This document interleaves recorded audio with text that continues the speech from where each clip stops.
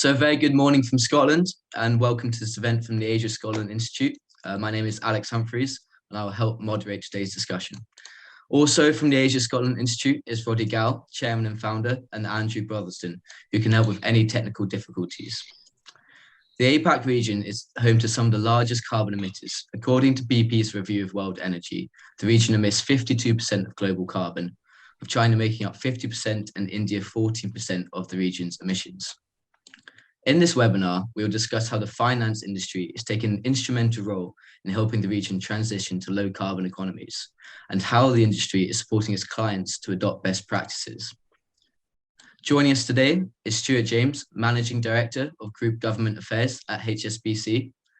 Stewart has been working for HSBC for over six years. Before joining, Stewart worked extensively in the public sector, during which he was the Alternative Executive Director at the World Bank and helped shape financial strategy at the Bank of England for over 15 years. Also joining us is Chitra Hepburn, Managing Director and Head of APAC ESG and Climate at MSCI. Chitra is responsible for ESG research across the region. Her prior experience includes 15 years in investment banking, centering around the green energy sector, as well as clean tech investments in China. Chitra has lived and worked in 10 countries across APAC and as well as Europe. She was also on the board of Collective Responsibility and Green Initiatives for a number of years. Chitra, Stewart, thank you so much for joining us today. What will be a fascinating and topical discussion. For our attendees today, as we're on the Zoom webinar platforms, your videos and microphones cannot be displayed or heard, and only panelists will be able to be seen and heard. If you have any questions, please raise it by the Zoom Q&A function, either privately to me or publicly to the group if you wish. We will try and get through as many questions as we can after the initial discussions. I'd like to pass over to Roddy. Thank you very much. Thanks very much, Alex, and to the panelists, welcome. Chitra is even earlier in the morning for you than it is for me by 1 hour, as you're in Texas and I'm in Connecticut, but from both of us, greetings from the United States of America to you, Stewart, and everybody else. This is a hugely important topic and very much part of what the Asia Scotland Institute does, which is to increase understanding of people of what's going on in Pan-Asia. And with all the global events taking place around the world, it's very, very topical. So to get us going, Stewart, I'd like to start by asking you to talk about how HSBC is approaching sustainability. And what does the transition look like for a global international bank such as yourselves? Oh, okay, thank you, Roddy, and very nice to be with you all. Well, as you say, I mean, this agenda has really, become, if you like, an existential one, I think, for large firms, particularly those in emissions intense industries. And for the finance sector that finances them. So if I go back to around COP14 in Paris, so 2015, about 7 years ago, that for us was when our then CEO, Stuart Gulliver, had his sort of penny drop moment. And it was around the same time that, you had Mark Carney making speeches, drawing everyone's attention to the fact that if the shape of the world in the future was one that wasn't so dependent on fossil fuels, then a whole load of the finance industry was going to be exposed to assets which would not hold their value. So we had this big discussion about stranded assets and the financial stability risks around them. Obviously, big risks in terms of losses for individual institutions, but also systemic risks for the system as a whole if the transition wasn't moved or handled smoothly. And over the last 7 years, so it's become much more mainstream as an issue that people are fluent in within the industry. In that time, of course, we've also had better science, or not better science, but the science has given us a more forensic understanding of the implications of climate change. And as the COP in Glasgow, the reports leading up to that said, there is now no doubt that mankind is responsible for the for the levels of temperature rise that we're seeing, at least in part.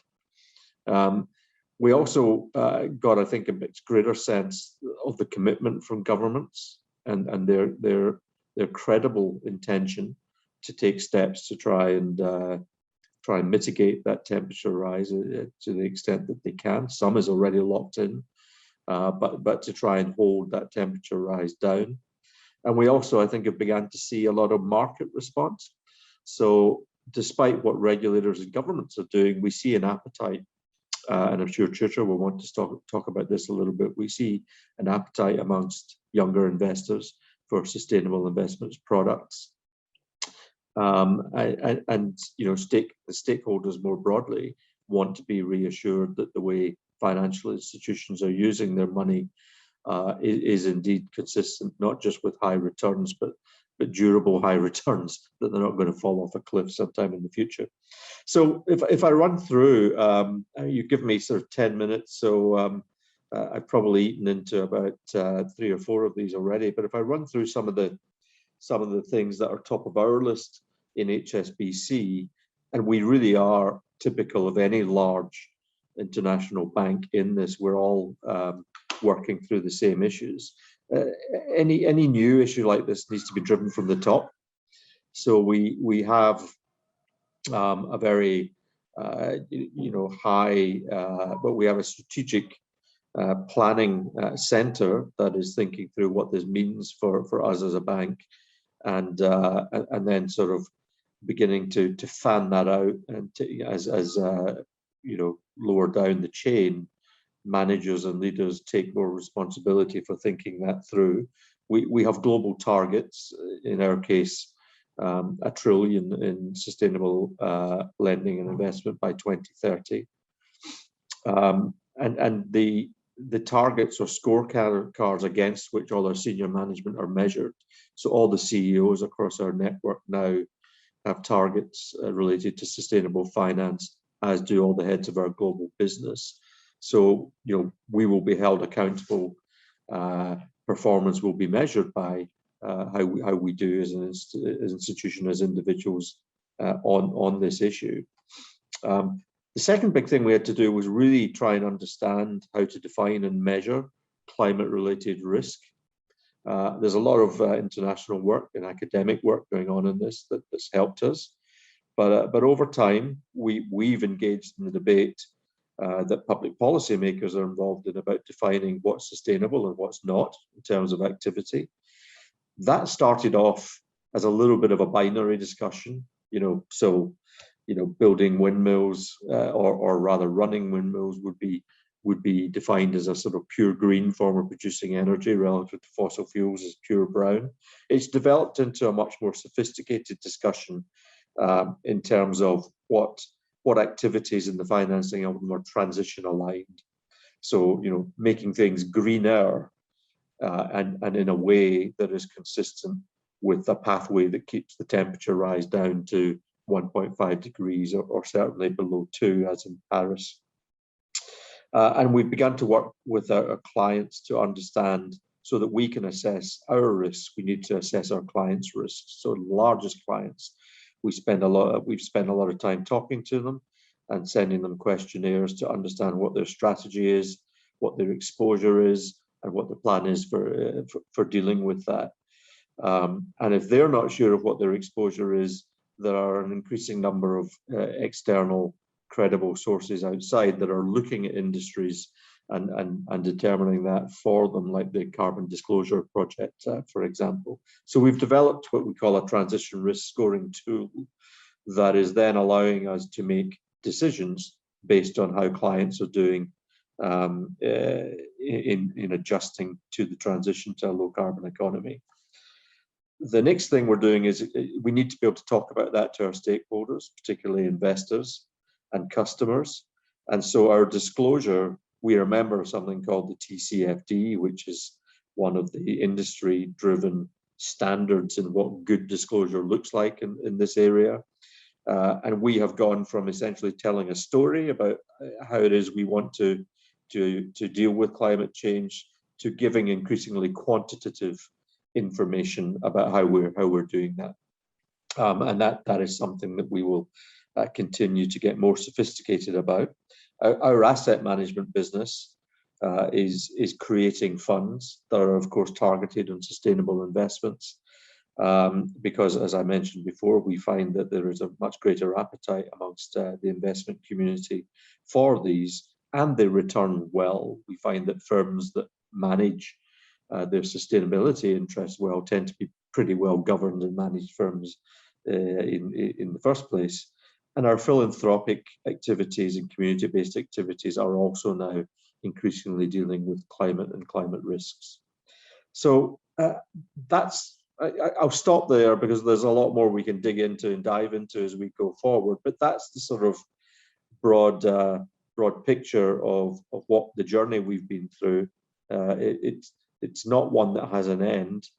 Science is changing, people's methodological understanding is changing, the market in which we operate is changing, regulators' demands are changing. But we think we're well positioned to go with these things and be in the vanguard of this transition. Good. Stewart, thank you very much indeed for that. And of course, when you talk of things changing, the situation with Russia's invasion of Ukraine and the impact that's going to have on energy flows is again something that needs to be thought about. And maybe we'll come back to that later. And the speed with which we hope to move away from the old dirty fuels to new ones may have to change. But Chitra, for you, perhaps you could share with us what the key ESG trends are to watch for 2022 this year and beyond. If you could talk about that, that would be great. Thank you, Roddy. I think, first I have to preface this by saying we actually put out a report. It's an official report that comes out every year, and it's called Trends to Watch. For every year that we've done it for 10 years now. So there is that, and I think I will touch upon some of the topics there. But then, to your point, we started off this year with one view, if you like, which was a post-COP pledges being made and what we thought.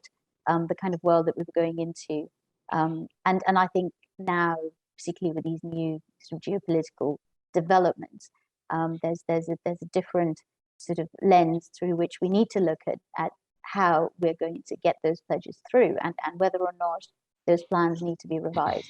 So, just touching upon the trends themselves, we divided them into 3 different buckets. So, firstly, we were talking about all things climate. That seemed to dominate the agenda. So we had at least 3 or 4 little subcategories, if you like, under those. We had 10 things under those trends, and so one of them was looking at supply chain. And so most people are shopping, and they might be buying from Amazon. The question really is, who's Amazon buying their things from? And so looking further down that supply chain and asking the question, are we really aware of what we're buying and the impact that product has, and looking at the entire supply chain. So that's kind of come into scrutiny, particularly as you have the EU regulations that are now looking at scope 3, and scope 3 takes that into account. So Stewart did a fabulous job of explaining what their bank's doing in terms of mapping out their own impact. And I think where we're looking at now, even financial institutions are subject to the same degree of reporting, where not only do they have to look under scope 3 at their own emissions, like look at who's flying and what that might constitute, or their use of energy in their own premises, but then also what they finance, and then that comes under something called category 15 in scope 3. And that's become quite important, and that's a hard thing to then be able to quantify on a regular basis, all the way down. And I think then we looked at private companies. That's one of the other trends that we're looking at. It's all public companies have had a long history of having to report on these things, as Stewart mentioned. There's just so many different things that they look at and report on quite diligently, but private companies haven't had that so far. There's no onus on them to do it, but they're doing it on a voluntary basis. But we're now looking at why that has become really important, and because investors are looking at, well, what is the impact of all of these private companies in the portfolio? We're also looking the coal conundrum, and so we just spoke about that a little while earlier, saying, how do you walk away from something that as yet does not have enough of a substitute in the market? So if you do say, well, divest and move away from coal, that's all very well. But I think what also needs to be thought through is the timeline in which you make that transition to something that is more viable, that is scalable, that is accessible, and then also what actually happens to these stranded assets. So those are sort of big questions that are popping up, particularly now post what's happening in Russia and Ukraine. Finally, I think we all know there's no planet B, and there's loads of books being written about it. So there is a need for the financial industry to start creating more mechanisms, more tools, and more ways through which I think there are alternatives being offered for people to look at how do we green our system, and is that process actually going to create any alpha as well? So those are the sort of questions that we're asking ourselves in climate. Under ESG, I think again that's the other bucket that we looked at. If you'd asked anyone 10 years ago, they didn't actually know what ESG was. And quite honestly, I think, Stewart, you'd agree with me, it just wasn't like mainstream. But what we're looking at now certainly is that there's a lot more common ESG language and a vocabulary that's come in, and so less greenwashing, and people can't hide behind generic terms. I think it's gone quite specific now. The KPIs, metrics, they're all out there. People talk about them, and they matter. So that's one. The other is Stewart mentioned earlier, regulations are changing, and they are changing very rapidly. So there's a lot of bodies, again, TCFD is one of them, and there's many other bodies that are actually very active in pushing through what gets reported, how much, where, and why. And I think there's so many right now that I do hear from companies who complain about how many reports they have to fill out. So there's GRI, there's SASB, all these other standards. And so there's again, the discussion and debate around, should there be a conversion or a harmonization of all of this, or does this actually, do each of them serve a different purpose, and so should we have them exist as they are? I think there's also a lot of debate that goes around ESG ratings, and then what does that serve? How deep do those analyses go, and then how complete are they, and what does one do with them? So for us, obviously, as a company, we've looked at creating transparency through the ratings. So we've had loads of data, and if you can imagine, every company that we've rated has a minimum of something like 80 to 100 pages all about what they're doing under ESG, and so it's very comprehensive, a lot of data that you can look at. So it's not necessarily the rating per se, but everything behind it that I think is very useful for investors to have. So then they've got that amount of information, they can make their own decisions after that. And finally, I think we've now come to a point where we're looking at what are the opportunities in this space. You look at risks and opportunities, and in the opportunities, people are talking quite a lot about biodiversity. As you know, there is this conference in Kunming taking place later this year to talk about biodiversity. And one of the things, because it's been bandied about quite a lot, but then people are not actually looking at the direct correlation that we see between food and agriculture, deforestation, biodiversity, and then on the back of that, things like nature-based solutions for carbon capture, like mangroves, for example. All of that is interlinked, and particularly where we're based in Asia, it's all the more so, and very pronounced in sort of countries like Malaysia, Indonesia, that have an abundance of forestry and palm oil and things like that. So we've got, debate, coffee versus burger, which one has a sort of more of an impact, if you like.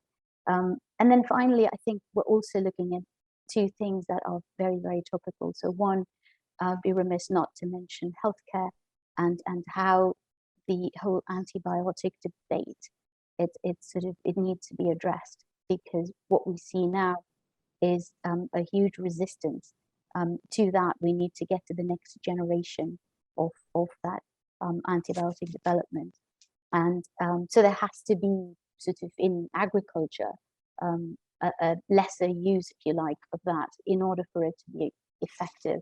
So we're actually looking at the impact of that on agriculture. And finally, just transition. So again, just like we saw in COVID, if you don't address the issue globally and you're only going to address it in developed markets, it's going to find its way back to you. So the virus is a clear example, but it's the same if you look at it from climate change, if you look at pollution, if you look at all of these issues, emissions, it's not just something that we need to address in our backyard. It needs to be equally addressed in countries that need more help and need a leg up in getting that going. So those were sort of the key trends that we looked at, and I'd love to sort of explore some of the common ones that Stewart had mentioned earlier, and whatever you wish to sort of dig deeper into, more than happy to go there. Good, thank you, Chitra, very much. Stewart, that gives you a chance to respond, although I was also going to ask you how important you felt the transition to net zero in your current decision-making for investment and lending is. But again, as I'd mentioned, it seems to me that although we tend to exist in a bubble, a lot of the things to do with how quickly can we affect these changes have themselves been affected by global events, which were unforeseen when, like you guys probably, I was at COP in Glasgow. Nobody envisaged that there would be these crises with regards to the supply of energy to people, old style energy. So let me give you the floor, Stewart, and respond also to Chitra's question to you. Thanks. Thank you. So net zero, it is becoming a sort of yardstick, a touchstone for the industry. I mean, at COP26 at Glasgow, there was a group of financial institutions, banks, insurers, funds, the whole industry really got together under a sort of UN initiative with Mark Carney leading, and they created something called Glasgow Financial Alliance for Net Zero, and that all the individual institutions involved in that are committed to net zero by just essentially carbon neutrality by 2050, with interim shorter term targets by 2030. And I can't remember exactly where the current total is, but there's around about 160 to 200 firms now part of that alliance, with somewhere between 100 and 130 trillion US dollars worth of assets under their control. The number will be wrong because the number's changing, but it's a lot, and it will move the dial in terms of behavior. So in that sense, net zero is very important. It's becoming a bit of an industry standard. That's in anything like this where you need to motivate people to change, that's a very good thing. There is a slight wrinkle in the back of my mind in that net zero by 2050 is consistent, or so they say, with a 1.5 degree temperature rise, which is great. Paris, of course, is the agreement there is what governments have actually signed up to, and that was a commitment to try and keep temperature rises well below 2 degrees, which is somewhat different. Now, I would love to see 1.5 degrees met. I'm sure we all would. I think it's important for the planet. And increasingly, every bit above 1.5 degrees, we're understanding that there are impacts that none of us would like to see in terms of weather events and sea level rises. But the reason I mention it is, you will find some emerging markets will say have their decarbonization set to a 2060 timetable. China, for example, has done that. And we just need to make sure that the industry doesn't take itself out of the out of the picture in terms of supporting the transition in some of the areas of the world that actually need it most because of the strapline net zero 2050. But listen, it's very important, and it's absolutely the right thing for us to be doing. There's a long-term and a short-term question, Roddy, in terms of the other, the point you make about events. Even before the invasion of Ukraine, energy security featured highly in a lot of the discussion, and it certainly does in the discussion about what a just transition means, because emerging markets, developing countries, they often have quite a lot of resources in terms of fossil fuels, and of course it's essential that they shouldn't see a trade-off between tackling climate change and increasing the welfare and the standard of living for their citizens, which is still so much below that in many advanced economies. So I think energy security and a collective effort to ensure access to energy using new technologies is absolutely central. It becomes more important, when we see what's happening in Ukraine. And short term, of course, it will cause a bit of volatility in terms of the energy mix that countries feel that they can use at certain dates.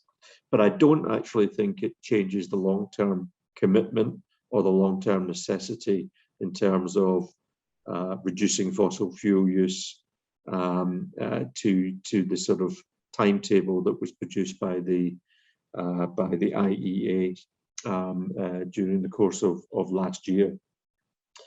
I don't want to rabbit on, but Chitra, you mentioned a number of things which we could pick up and develop. I mean, you mentioned that a lot of the Asian region is rich in area, forests, etc., mangroves that have absorptive capacity.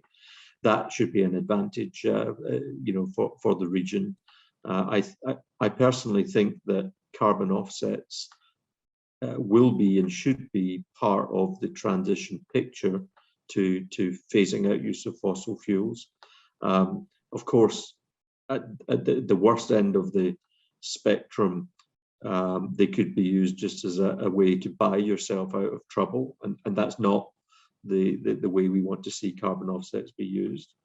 But if they're used credibly as part of a broader decarbonisation plan, then I think that's something that the Asian region has to offer, actually, is being able to absorb investment in natural biodiversity that can be part of the solution of taking carbon out of the atmosphere. So carbon markets is quite a big thing, and the just transition, I think, is really important. That we, as I say, we don't press developing countries and emerging markets to adopt a transition pathway that it effectively makes it so harder for them to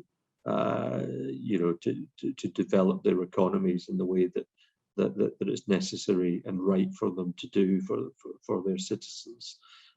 So I agree that Chitra brought that into the discussion, and it's a very important part of the discussion, but one that still needs to be teased out, what it means in a cross-border sense, and also what it means inside individual economies, where you will have dislocation from areas of heavy industry or mining, and you'll want to look at fiscal transfers and retraining to allow people not to be left behind.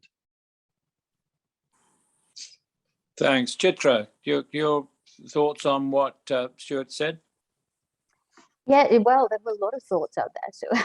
So, I think I might just maybe compartmentalize a few of those, just see what how we can address this. So, firstly, in Asia, it's sort of very hard to. It's not one size fits all, as you can well imagine. What the concerns that you have in Southeast Asia, and being incredibly vulnerable to some of these climatic disasters, if you like. So climate change in itself has a huge impact in some of these countries, more than others. And then you've also got, to another point that Stewart brought up, when you're looking at net zero and thinking, well, all of these different timelines that the countries have got, they are different. They don't actually follow the same path or pattern, and then what they have to do, their decarbonization journey, is also very, very different. They have to deal with it in a different way. So for China, energy mix is incredibly important. They have to look at how they're going to transition into more of renewables, and they actually have the means, they have the plans, and they've got enough capital to deploy into it, as well as land mass, if one decided to just go the entire solar route. But then having said that, the technologies we need to scale this up, to actually have energy security, energy independence, that's not there yet, to the extent that one would like it to be. So if you then look at something that is perhaps more, let's look at France, for example. They didn't give up on nuclear. And so they're looking, at the moment, they're looking a lot more secure than, say, Germany, that's walked away from nuclear. Is that a good thing or a bad thing? You question, well, what does that give you? It gives them a little bit more of energy independence, but obviously there's a flip side to that as well. So I think there's a lot of debate here on what is the right path forward. But if I were to take the China example, I think what they've done, rather than say, oh, this is going to be our path to net zero starting today, they've actually come out right and said, we've got these 5-year plans in place, and we've had them forever, and we've got a long-term plan. So it's quite unlike any other country. They actually do have these long-term development plans, and so they've decided that they can't slow down their emissions till 2030. Now, 2030 is where a lot of other countries have already gone and declared that's when they're going to hit net zero. Some of them have anyway. So I think if you're looking at that, then they are saying they're going to peak out with their emissions in 2030. And then when they get to carbon neutrality in 2060, that's a tall order, big country, lots going on, and a lot of development, and they're just taking a very realistic view on what it takes to get there. So I think we've got all of that to take into consideration, and then you're looking at how does it get implemented. And I do believe that they are quite stringent in how they put these KPIs together. It's very closely monitored and usually adhered to. So I think there's that. So Asia, on one hand, does have some of the largest emitters based here. If you look at population in some of these countries, India, Indonesia, China, and there's a lot going on there that actually adds to your emissions, if you like, for the future. There's a lot more development to sort of bake into that formula. But then conversely, you do have rainforests, you do have a lot more of these, mangroves and carbon capture and all of those opportunities. So it's both, it's risks and opportunities, and it's that balance, and it's the timing, and actually then, ensuring that the rest of the world holds each other accountable to get there. So that's one of the other challenges. It's not always sort of developed world pointing fingers at the emerging markets. So that's one part. And then I think certainly in terms of opportunities for investment, the emerging markets do show a lot of promise. And just because they've also been perhaps undervalued in some ways, we do see investors now looking for those sort of opportunities here, rather than looking in the developed markets. Chitra, thank you very much. It was interesting that COP26, the drafting of the final memorandum that went out. Of course, there were those last-minute amendments made by both China and India, which kept us all on our toes. But I'm just wondering if there are any specific issues in Asia, additionally, specific to Asia, that need to be considered. Stewart, do you have a feel on that? How about Japan, which has not been mentioned yet? Well, Japan, of course, having had the Fukushima nuclear incident and the tsunami, has made if you like, a right turn or whatever on its energy mix and its planning, and has turned its back on nuclear. One can understand that terms of the experience that they had. And that means they will actually probably be using fossil fuels for longer, which is very unusual for a G7 country. And as a G7 country, of course, they're not in that sense typical of much of the Asia that the HSBC is present in and investing in and serving clients in. But they're very interesting in that sense. So they're very pro making the net zero and the carbon neutrality timelines. They're very involved in the international community at setting standards of sustainability, for example, in infrastructure, so that all the new investments that are being made, if they're made to a certain standard, investors in these can be sure that it will be a sustainable investment and counted as so. So they're progressive, but at the same time they have this issue which will have them relying on coal for longer than they would otherwise have wanted, and they'll be looking for ways to offset that. But more generally in Asia, I think the problem is just, as I mentioned before, that countries are at various stages of development that covers a very wide range. They need to be able to develop and to raise the living standards of their populations.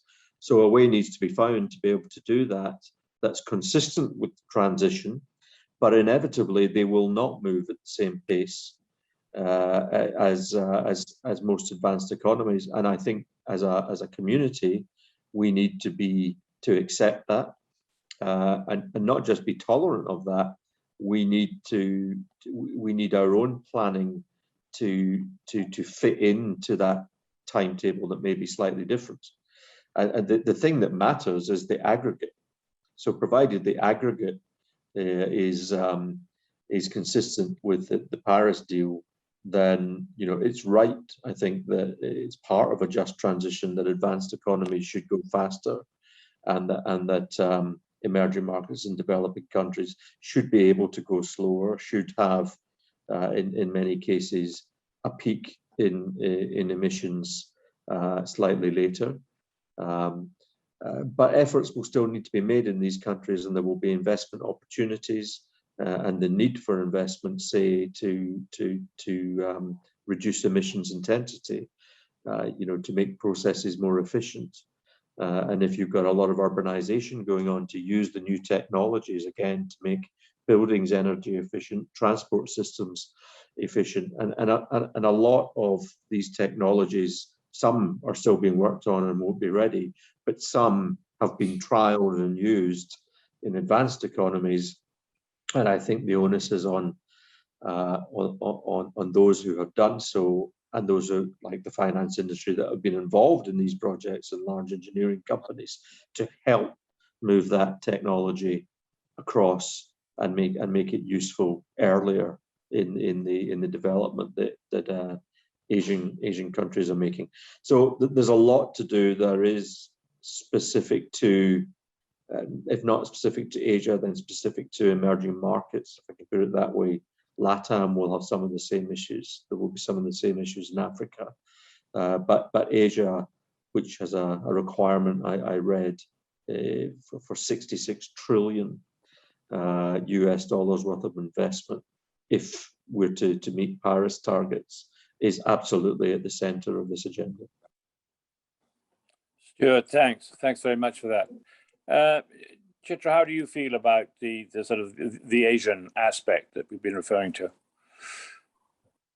So for us, we certainly see Asia Pacific as sort of a growth engine for so much that's coming.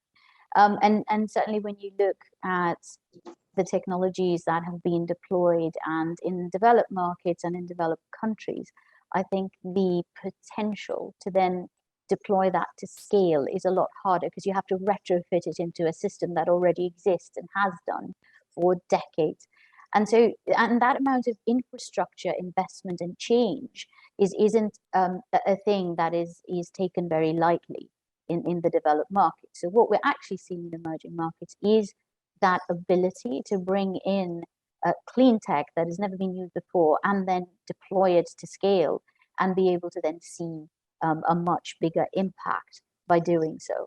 I think there's also investors here that are perfectly happy to take on those sort of risks. You do have investors here that have an appetite, if you like, on the tech side for a great deal of risk. And I think what you've also got is in some countries that China stands out as a prime example, where the foundations of their future economy are going to be built around that premise. So if you look at their 30-60 carbon neutrality plan, a huge part of it is that transition to this whole new energy mix and new clean tech, and actually getting investors as well as industry to then adopt that transition path in a very visible and in a very, let's say, accountable way, more transparent than perhaps in many other places. So if I look at what was agreed at COP26, and certainly there was a lot that you could say was lacking.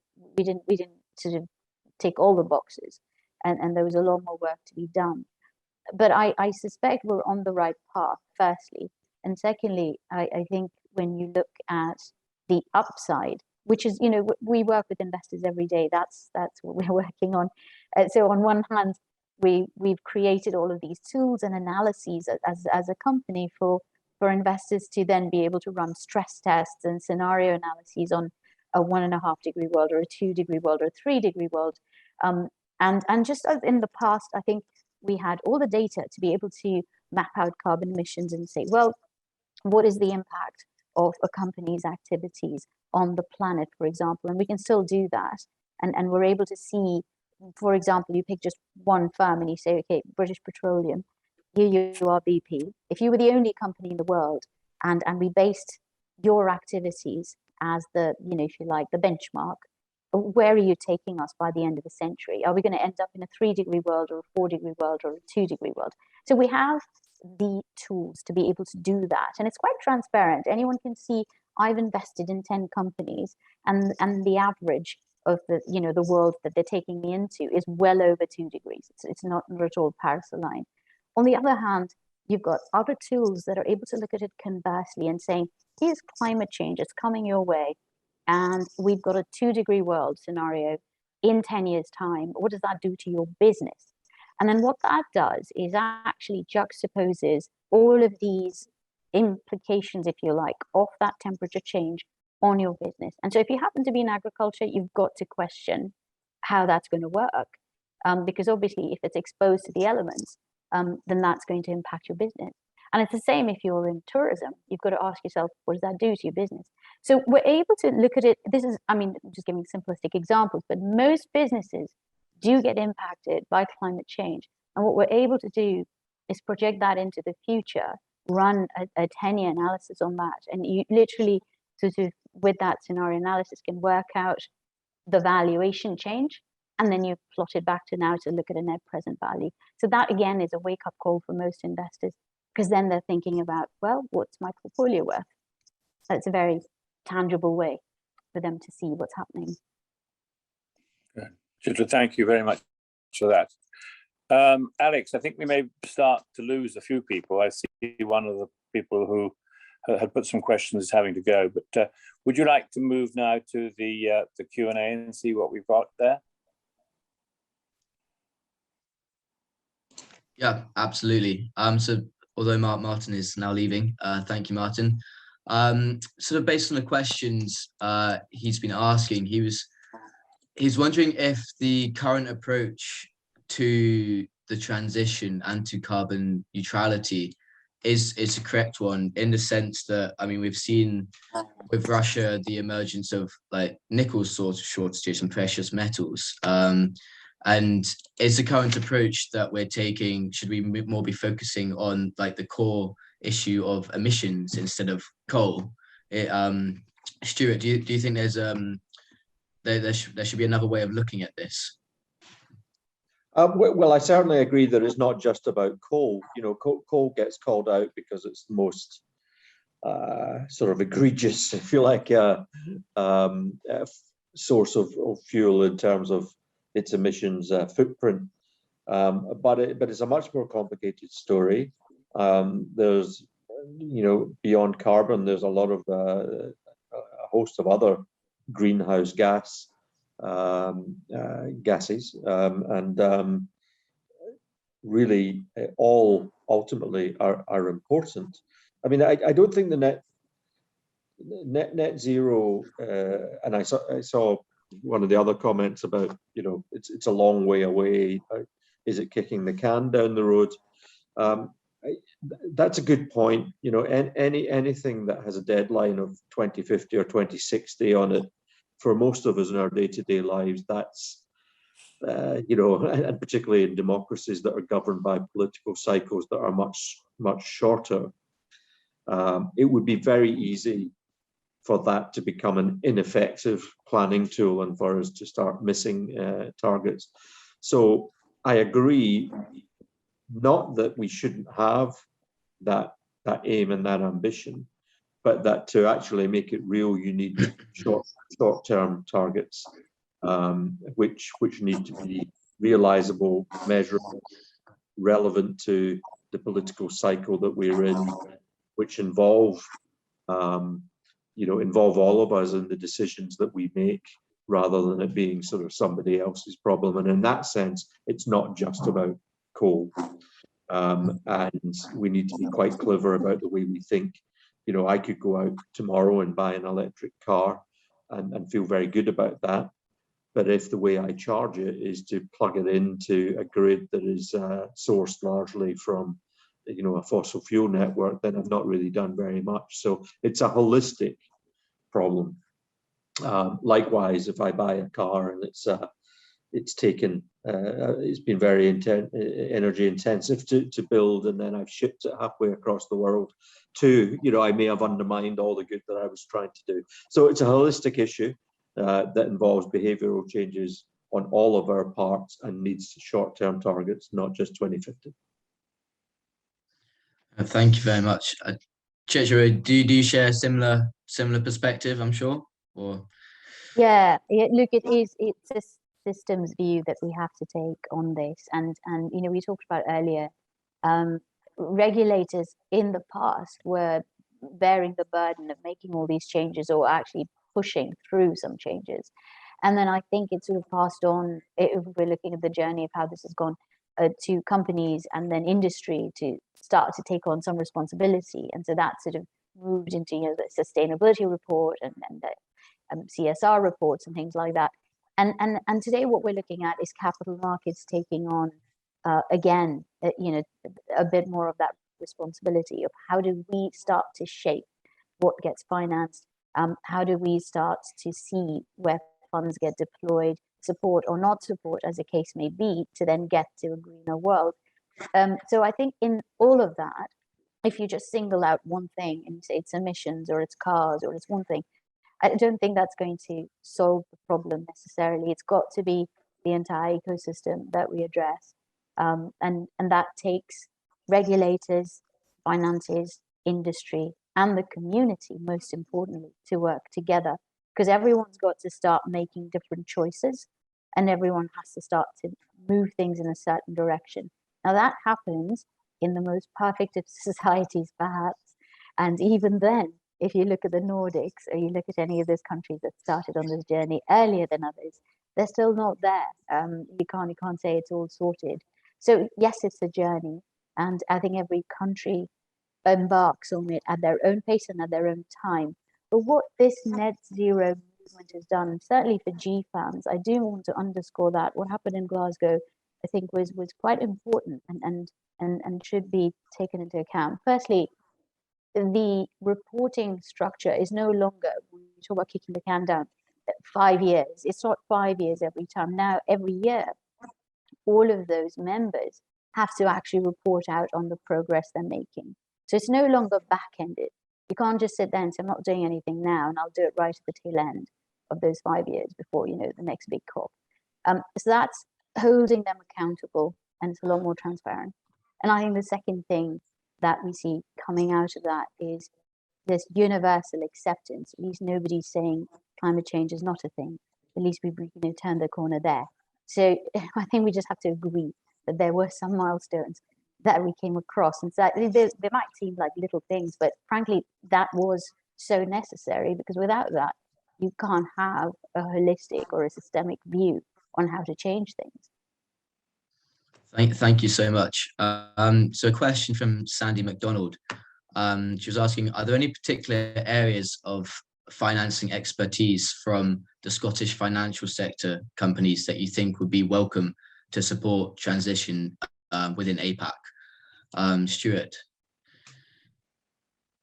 Well, I'm probably not an expert there, but of course, I think immediately of insurance, and I also think of a relatively large asset management and fund sector, and so I think insurance is certainly central to handling many of the climate-related risks that are out there, and product innovation in that space will be helpful.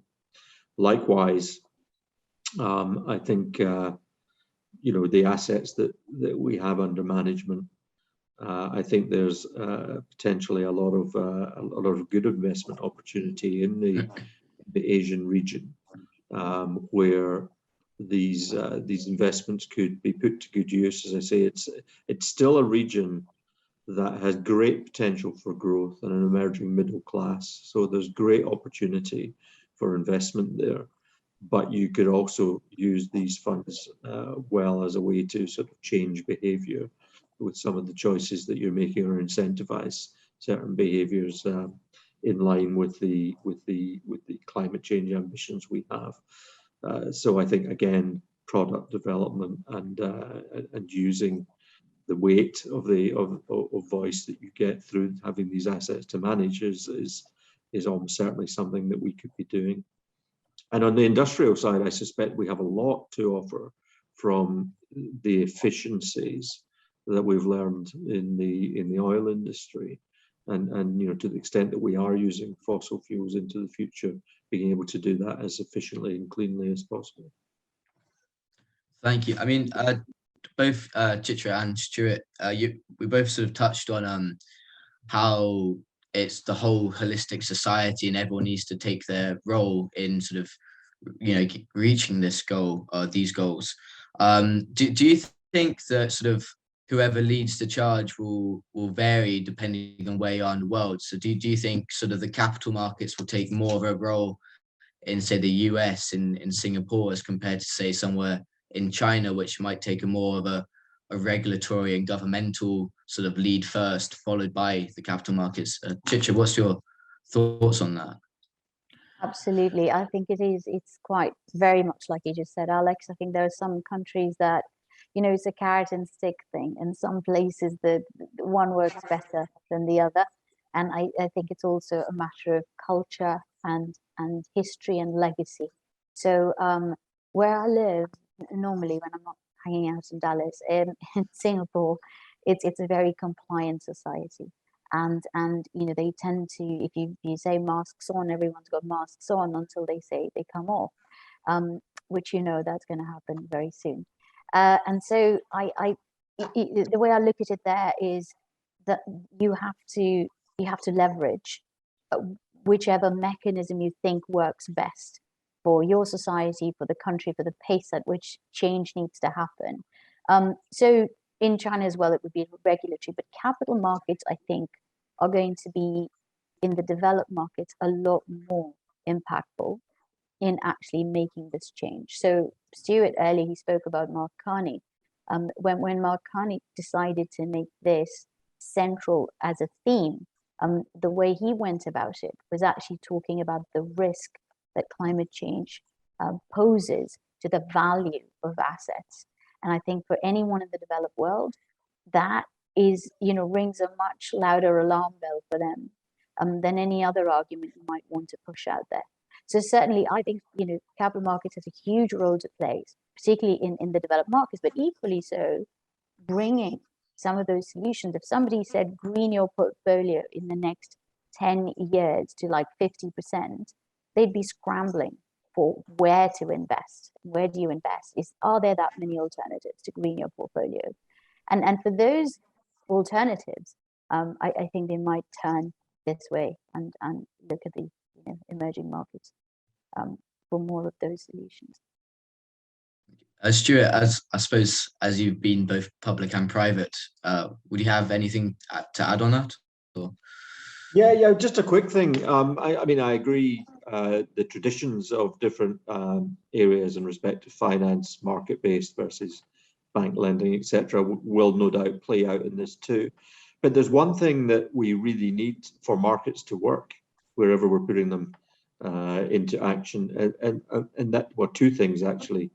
One is a carbon price, and so you can't snap your fingers and get a global carbon price, but without one, of course, markets will always be an imperfect way of trying to solve the problem, and we do need to look at solutions, whether they be voluntary carbon markets or whether China has been trailblazing certain compliance, state-driven carbon markets, so which is really good to see. But the other thing is data, and even if consumers and customers and investors are looking to make the right choices, they still need the data by which to know that they're making them, and that's where I think the public and the private sector really come together, because it's my own view is that you will need probably the mandating of a lot of data collection and disclosure to certainly for larger firms to really make the progress that we need to make, and to allow the market to do what the market can do. And so I expect to see developments on the regulatory side on the data front as well. Could I just add one word, Alex, and that's actually to some of the questions that are being popped in here about emissions, and how that is part of the issue. We should be looking at the emissions, not just sort of the actual activity. So there is in the finance world, obviously, a lot of, let's say, sustainable linked loans and things like that, where they are not just connected to how you're rated, but then say it's a specific KPI like your emissions, or it's something like carbon intensity, and you get favorable rates, but then being lower on that scale, basically, or trying to be adhering to certain benchmarks that have been set over time. So I think those sort of mechanisms work no matter which market you're in. And certainly, Stewart, I think HSBC has some programs as well that do that precisely to try and change behavior. So yeah, and carbon pricing for sure, I would say that until that becomes universal, it is still going to be something that needs to be debated a lot more. Thank you so much. Fascinating. Roddy, I'll just pass over to you as we creep towards the hour. Good, thanks very much. Well, the hour has passed quite quickly because we've had such fascinating comments and discussions to listen to. I'm slightly minded too, looking at Chitra's backdrop, which represents the ocean, that there's a lot more to be done in terms of looking at the ocean to limit global warming and to deal with carbon emissions.